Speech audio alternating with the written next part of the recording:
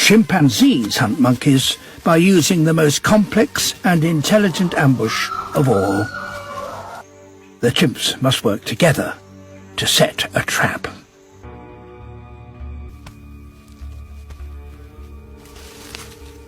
When all are in position, he launches the attack.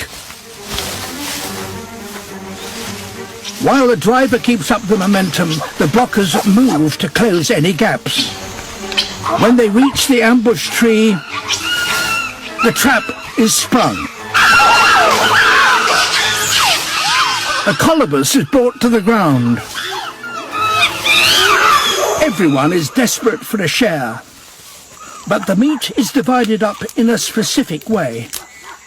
The hunters take the choice cuts. High-ranking females and their offspring get their share.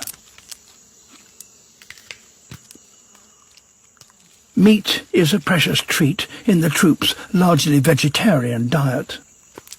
In sharing their catch, the chimps reinforce the bonds that enable them to succeed as a group. But for all the chimps' intelligence and teamwork, their hunts only succeed about half the time.